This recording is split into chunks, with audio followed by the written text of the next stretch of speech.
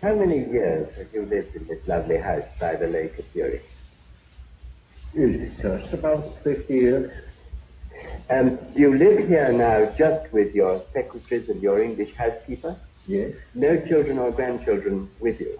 Oh, no, they don't live here. But I have plenty of them in the surroundings. Do they come to see you often? Oh, yes.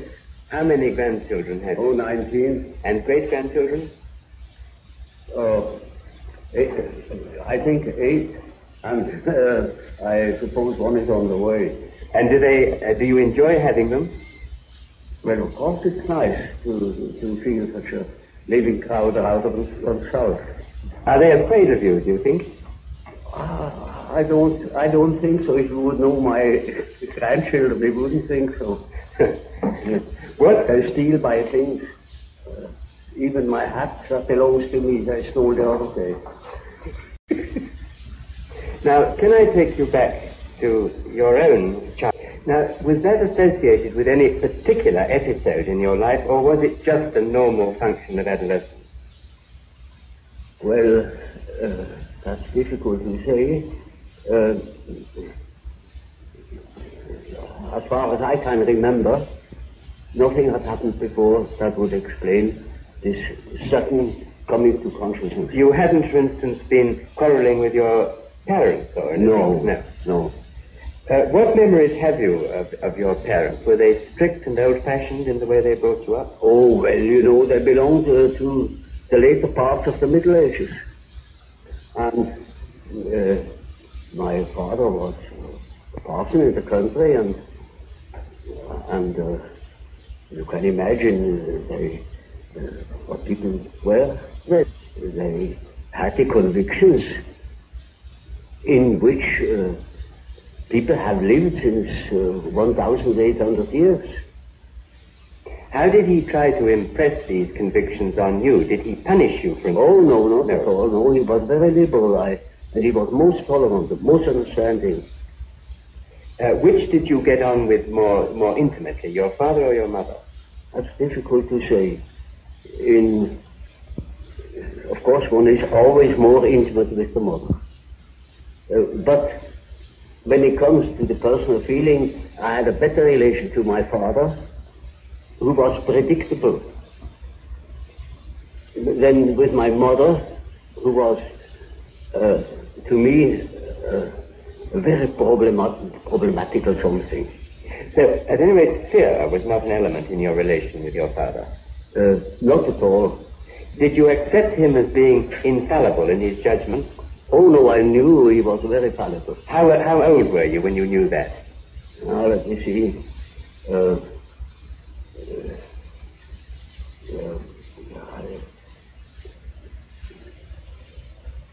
Perhaps 11 or 12 years old. It was hanging together with the fact that I knew I was. And from then on, I saw that my father was different. Yes. So the moment of self-revelation was closely connected with realizing the fallibility of your parents. Yes, one could say so. Now, what about... I realized that I had fear of my mother, but not during the day.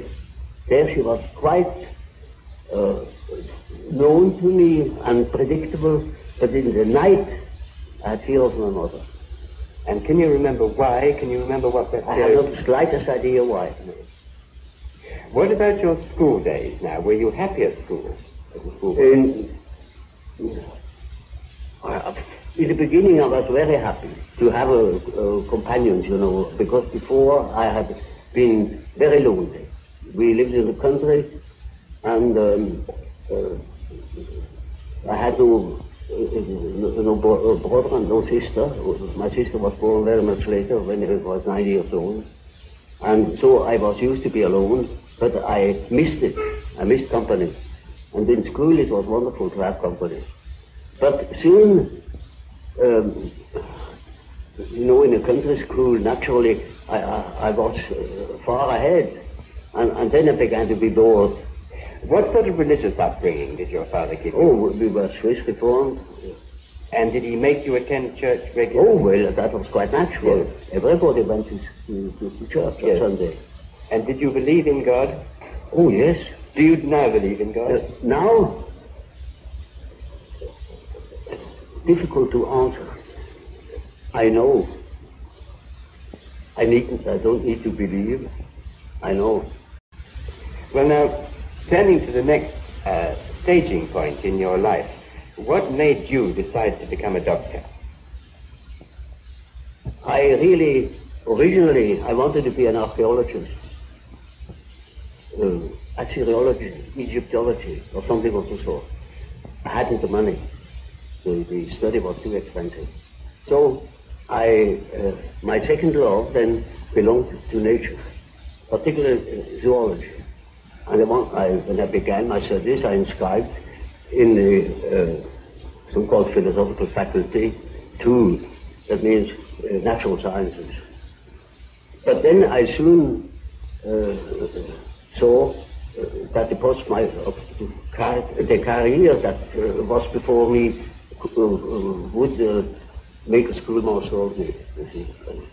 I never thought I had any chance to get any further because we had no money at all. And then I saw that didn't suit my expectations. You know, I didn't want to become a schoolmaster. Teaching was not just what I was looking for.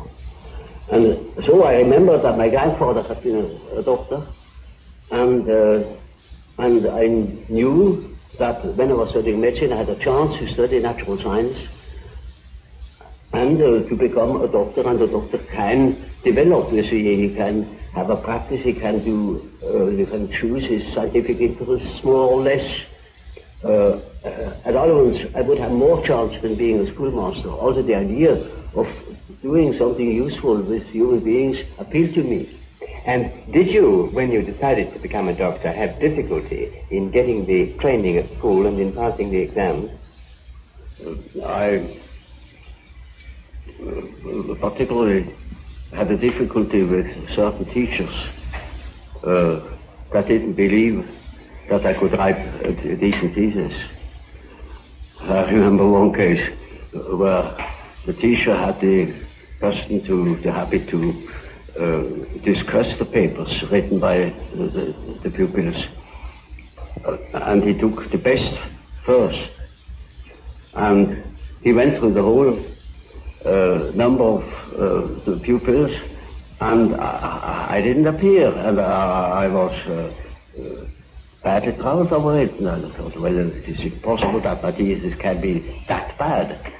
And when he had finished, he said, there is still one paper left over, and that is the one by Jung. That would be by far the best paper if it hadn't been copied. He has just copied it somewhere, stolen. You are a thief, Jung. And if I knew where you have stolen it, I would fling you out of school. And I was mad, and I said that this is the one thesis where I have worked the most, because the theme was interesting, in contradistinction, you know, to other themes which are not at all interesting to me. And then he said, you are a liar, and if you can prove that you have stolen that thing somewhere, then you get out of school.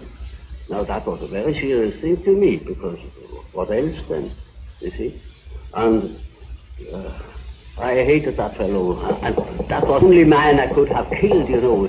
If I had met him once at the dark corner, I would have shown him something of what I could do. Did you often have violent thoughts about people when you were young? No, not exactly. Only when I got mad. Well, then I beat them up. And did you often get mad? Not so often, but then for good. You were very strong and big, I imagine. Yes, I was pretty strong. And you know, reared in the country with those peasant boys, it was a rough kind of life. I would have been capable of violence, I know. I was a bit afraid of it.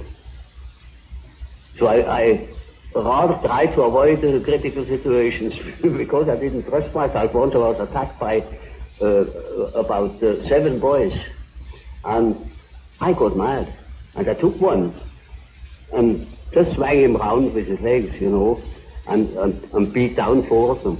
And then they were satisfied. Well, now, when the time came that you qualified as a doctor, what made you decide to specialize in being an alienist? Yeah, that was rather an interesting point. When I finished my studies practically, and when I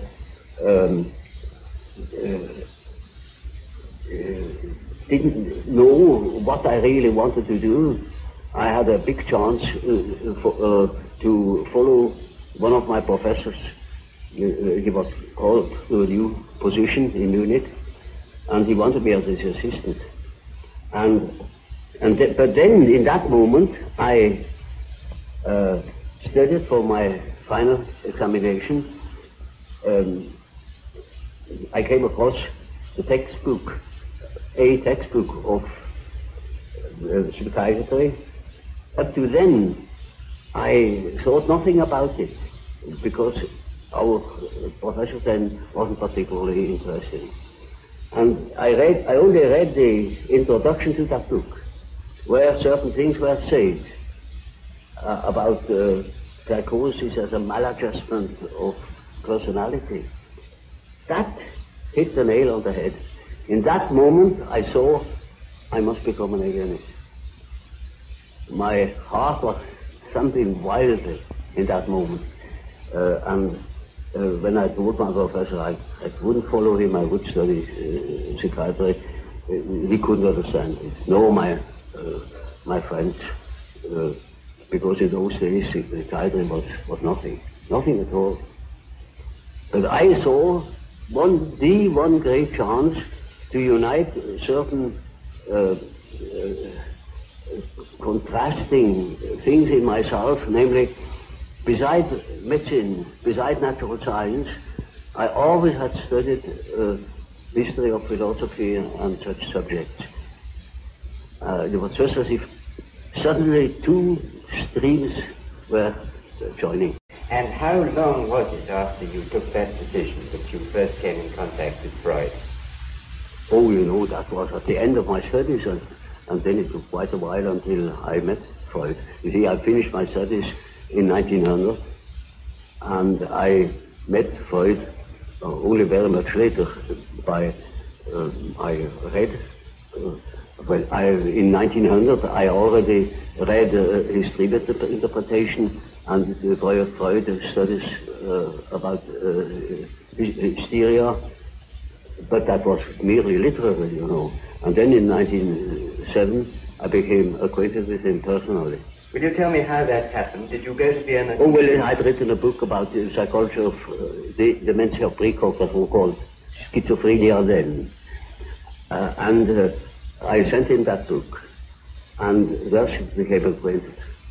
I went to Vienna for a fortnight then, and then we had very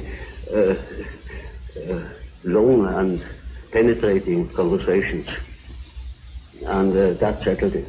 And this long and penetrating conversation was followed by a personal friendship? Oh yes, it soon developed into a personal friendship. And what sort of man was Freud?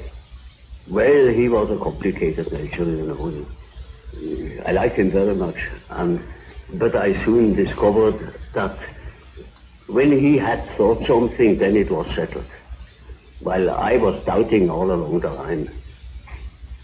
And it was impossible to discuss something really upfront.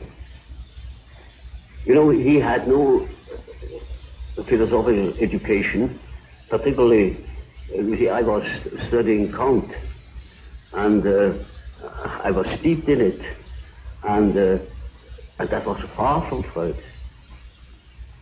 So, from the very beginning, there was a discrepancy. Did you, in fact, go apart later, partly because of a difference in temperamental approach to experiment and proof and so on? Well, of course, there is always a temperamental difference. And his approach was naturally different from mine, because his personality was different from mine. That led me into my later investigation of psychological types. There are definite attitudes. Some people are doing it in this way, and other people are doing it in another typical way. And there were such differences between myself and Freud, too. Do you consider that Freud's standard of proof and experimentation was less high than your own? Well, you see, that is an evaluation I'm not competent of. I am not my own history or my historiographer.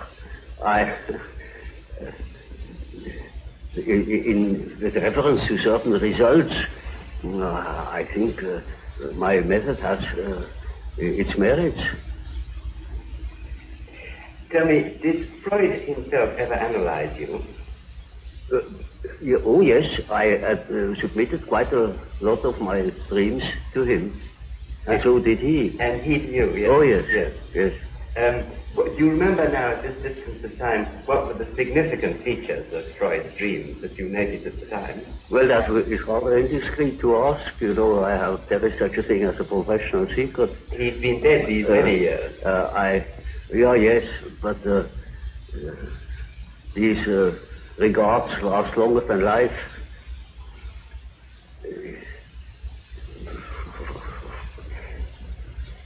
I prefer not to talk about it. Well, may I ask you something else then, which perhaps is also indiscreet? Is it true that you have a very large number of letters which you exchanged with Freud, which are still unpublished? Yes. When are they going to be published? Well, not during my lifetime. You would have no objection to them being published after your life? Oh, no, not at all. Because they are probably of great historical importance. I don't think so. Then why have you not published them so far? Because they were not important to me enough. I see no particular importance in them. They are concerned with personal matters? Well, partially. But I wouldn't care to publish them. Well, now, can we move on to the time when you did eventually part company with Freud? It was partly, I think, with the publication of your book, The Psychology of the Unconscious. Is that correct? That was the real cause. Well, now, before you... Oh, I mean the final cause, because it had a long preparation. You know, from the beginning I had a reservatio mentalis. I couldn't agree with quite a number of his ideas. Which ones in particular? Well, chiefly his purely personal approach and his disregard of the historical conditions of man. You see, we depend largely upon our history. We are shaped through education, through the influence of the parents, which are by no means always personal. They were prejudiced or they were influenced by historical ideas or what I call dominance. And that is a most decisive factor in psychology. And we are not of today or of yesterday. We are of an immense age. Was it not partly your observation, your clinical observation of psychotic cases which led you to differ from Freud on this? It was partially my experience with schizophrenic patients that led me to the idea of certain general historical conditions. Is there any one case that you can now look back on and feel that perhaps it was the turning point of your thought? Oh yes, I made quite a number of experiences of that sort, and I went even to Washington to study Negroes at the psychiatric clinic there in order to find out whether they have the same type of dreams as we have. And these experiences and others led me then to the hypothesis that there is an impersonal stratum in our psyche. And I can tell you an example. We had a patient in the ward. He was quiet but completely dissociated, schizophrenic. And he was in the clinic already for over 20 years. He had come into the clinic, as a matter of fact, being a young man, a little lost, and with no particular education. And once I came to the warm, and he was obviously excited and called to me, took me by the lapel of my coat and led me to the window, and said, "Look, now you will see. Now look at it. Look up at the sun, and see how it moves. See, you must move your head too, like this, and then you will see the follows of the sun. And, that's the origin of the wind. And you see how the sun moves as you move your head from one side to the other." Now, of course, I didn't understand it at all. I thought, there he was. He's just crazy. But that case remained in my mind. And 4 years later, I came across a paper written by the German historian Dietrich, who had dealt with the so-called Midrash literature, a part of the great Parisian source papyrus. And there he produced a part of the so-called Midrash literature. Namely, it is said there, after the second prayer thou wilt see how the disk of the sun unfolds. And you will see hanging down from it the tube, the origin of the wind. And when you move thy face and face to the regions of the east, it will move there. And if you move your face to the region of the west, it will follow you. And into that, I knew, now this is it. This is the vision of my patient.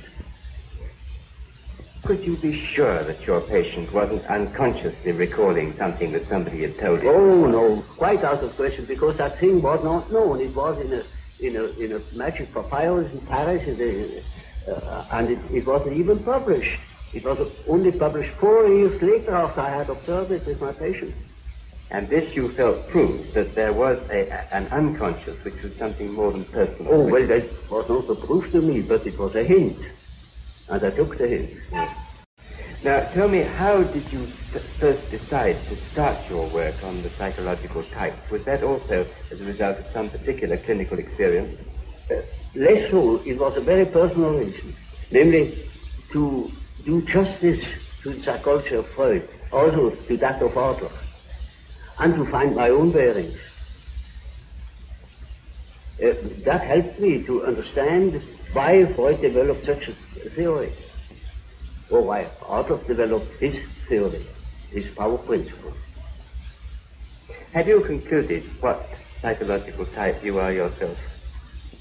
Naturally, I have devoted a great deal of attention to that painful question, And reached a conclusion? Well, you see, the type is nothing static. It changes in the course of life.